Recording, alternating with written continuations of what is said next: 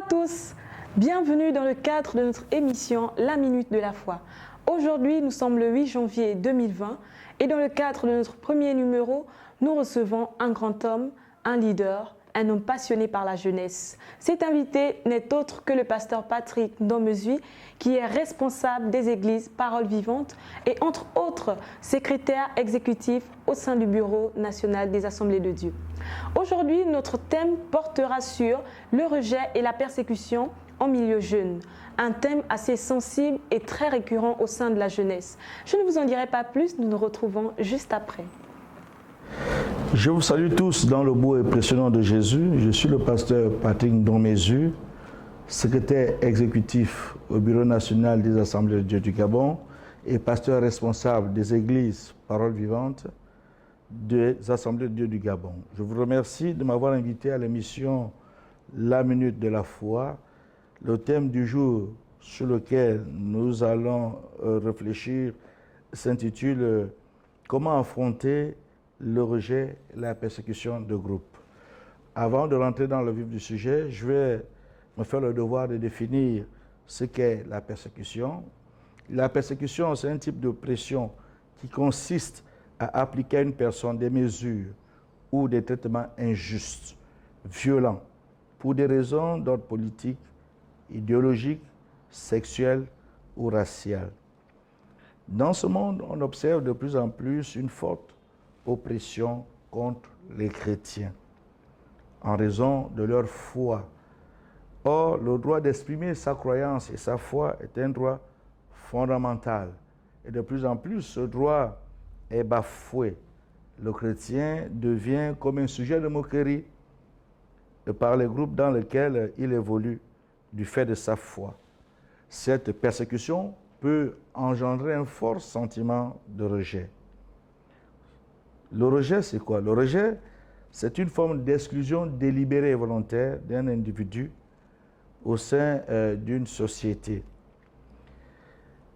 Ce sentiment intervient lorsqu'une personne se sent différente des autres, lorsqu'elle n'est pas appréciée par ces derniers à cause de cette différence. Plusieurs personnes vivent le rejet dans la société et pratiquent ce qu'on appelle le déni. C'est-à-dire qu'elles vivent dans le rejet, mais lorsqu'elles sont confrontées à ce rejet-là, elles font comme si elles ne le vivaient pas. Or, pour sortir du rejet, la première attitude à avoir, c'est de reconnaître effectivement qu'on a été blessé par ce sentiment. Parmi ces personnes, je parlerai des personnes les plus touchées, par exemple les enfants abandonnés, les enfants qui n'ont pas été soutenus par les adultes, soutenus par les parents. Ces personnes vivent comme exclues de la société, comme des rejets de la société. Je parlerai également des parents. Nous sommes dans une société où de plus en plus les parents investissent pour leurs enfants et à la vieillesse, ils attendent un retour du soutien des enfants. Et souvent, lorsque les parents sont faibles, ils ne bénéficient pas, n'est-ce pas, de ce retour. Et donc, ils se sentent abandonnés, ils se sentent rejetés et blessés. Je parlerai également des femmes. La population des femmes est une population très sensible. Et beaucoup de femmes ont été rejetées par des conjoints qui n'ont pas su apprécier, n'est-ce pas, les qualités qu'elles avaient. Et donc, les femmes sont souvent rejetées. Je parlerai également dans le milieu professionnel des employés qui sont rejetés. Les employés dont le travail n'est pas du tout apprécié et dont les récompenses ne sont pas à la hauteur, n'est-ce pas, du travail qu'ils ont fait. Toutes ces personnes-là vivent avec ce sentiment-là de rejet, d'abandon, et ce sentiment qui crée des profondes blessures en elles. Mais je parlerai également des personnes qui sont rejetées en fonction ou en raison de leur appartenance à une race, à un pays.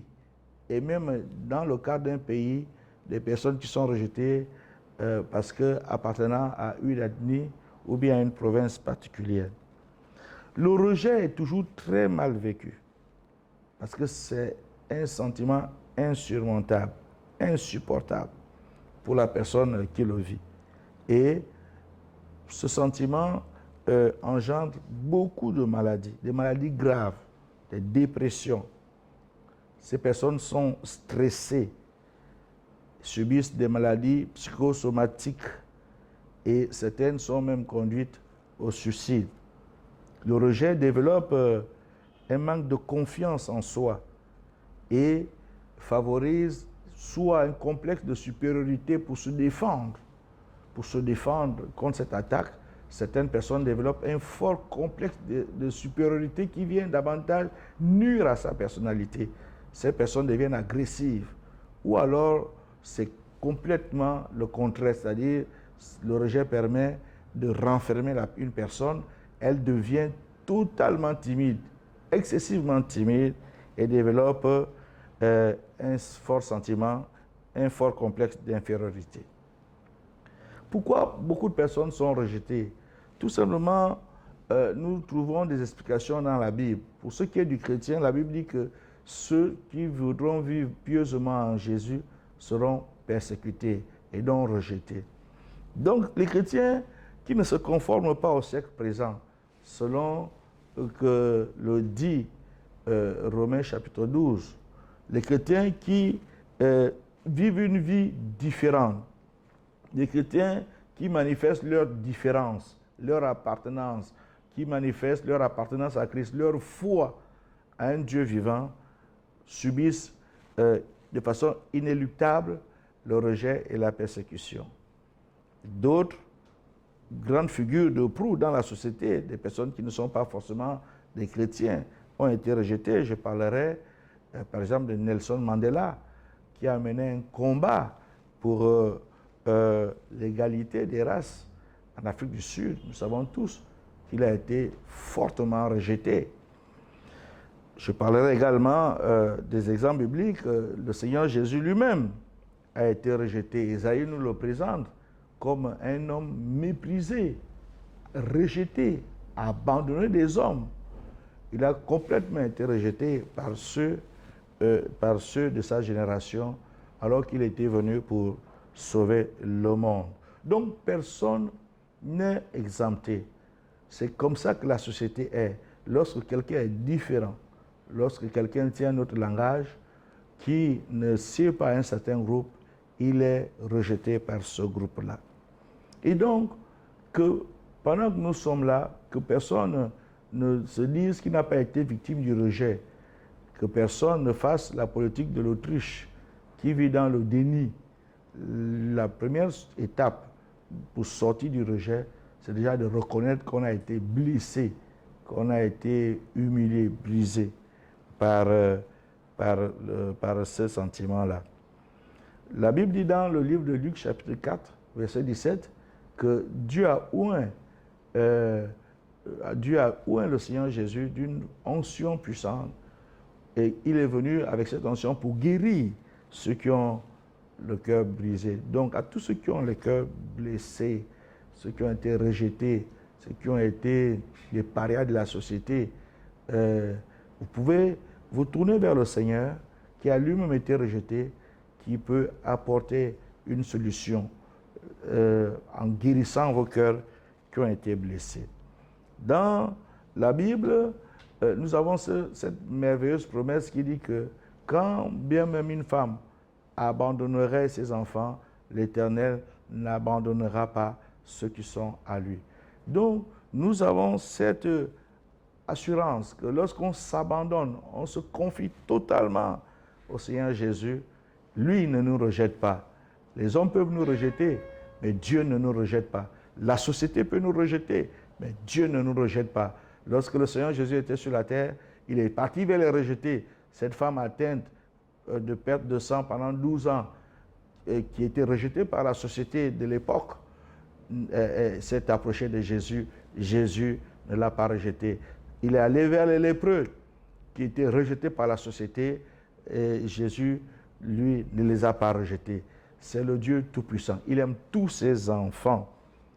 Où que vous soyez, quoi que vous ayez vécu, abandonnez-vous simplement entre les mains de Dieu et il va vous donner la force de sortir de ces sentiments difficiles.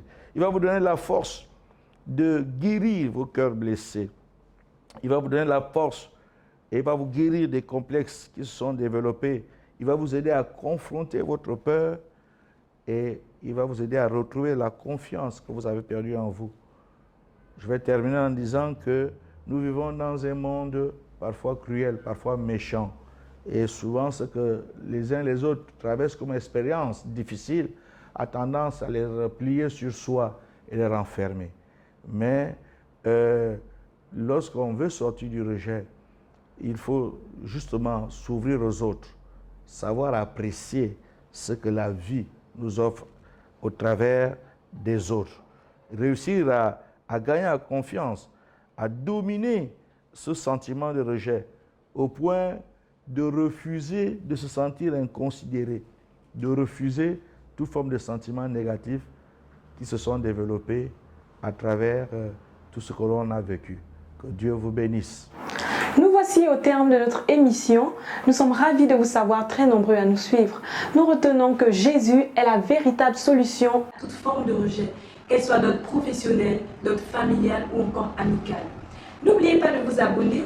Nous nous retrouvons le mercredi 15 janvier 2020. Nous recevrons un invité qui nous vient tout droit des États-Unis. Entre-temps, portez-vous bien et que Dieu vous bénisse.